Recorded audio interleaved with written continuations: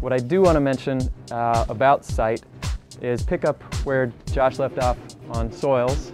We'll call them the 3 S's of site. We've got soils, sun, and moisture. Sorry about that.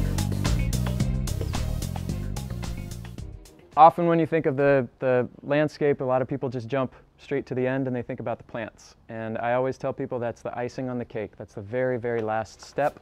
And if you start thinking about the plants and go in the opposite direction, you'll have a failure on your hands. So you need to think about, start off just looking at your site. Think about the solar path. So how many people can point to north? Awesome.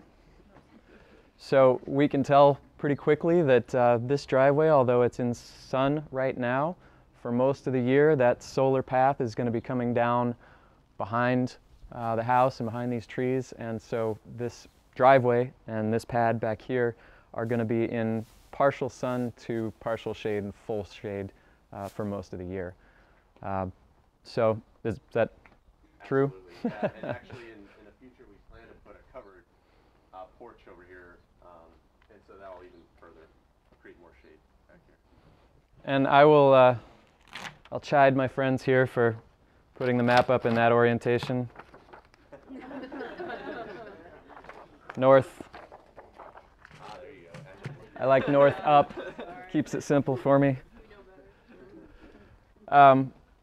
Back to the discussion of soils. Once you've done the soil testing, while you're doing the soil testing for contaminants and physical structure, clay, silt, sand, think about the pH. I think you'll find if it's concrete that you're taking up, your pH is probably going to be pretty high. You're going to have an alkaline soil.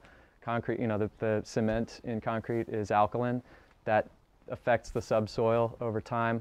And not a lot of plants like to grow in alkaline soils. So you will need to, I think compost is probably the best way to do that, but you might need to add some other soil amendments to bring that pH back down to a neutral and slightly acidic range for your planting.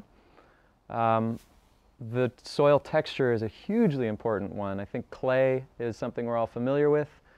A lot of native plants around, and the compaction. That's the other thing that's really worrisome about this soil. I almost don't even want to call what's underneath here soil right now. It's dirt. Soil is a living organism, and it's going to take years to rebuild the soil that's underneath the concrete pad. Again, compost is going to be your best way to start doing that, but make sure you add the gravel that Josh talked about to get the drainage that you need. Otherwise, you're going to be planting your plants on top of a hard pan.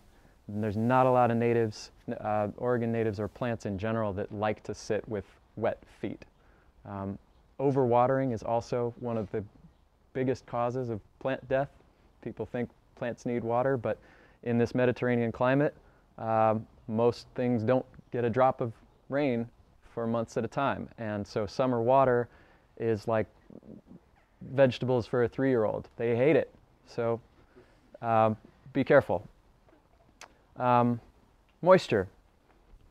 I think we've mentioned the downspouts, and that's a good one to think about. If your downspouts are pitching off into the plant, into the area that you plan to depave, that gives you a little more flexibility as to what you can plant, because you'll be getting free moisture throughout the year.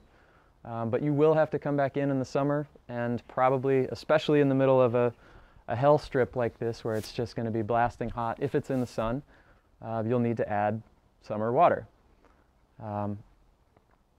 Think about, let's see, also on moisture, just look at the existing drainage, where the water pitches to. If your driveway is crowned, obviously you're not going to get any water collecting in the middle. It's all going to go to the edges. If it's wedge-shaped, all of that water is going to pitch into the middle. So just do your homework before you start.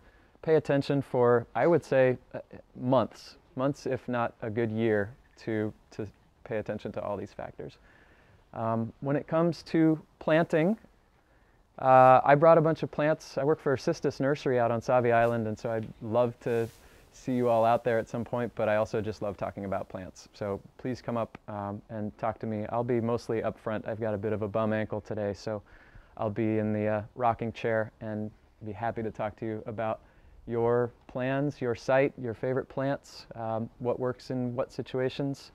But in general, when you're picking plants for a Depave project, you want plants, especially in a driveway project like this, you want things that are low, that you can drive over, obviously. Unfussy as far as soils. You want things that are going to fill into a tight mat and carpet, because you're going to be competing with the weeds if you don't. So I have a preference, as I'm sure a lot of you do, for the native sedums, which fill in the months that exotic weed species are starting to come up. So weeds are competing with, the sedum will create a mat that prevents those weeds from coming up. A lot of other exotics and perennials, they die back and go dormant just at the time when the weeds are popping up. So you'll be fighting a losing battle there. And think about plants that have different texture, different bloom time. I like to sort of arrange things in a way so that the bloom unfolds over the year and then it starts over again. And that's it. I would love to chat with you about your own projects.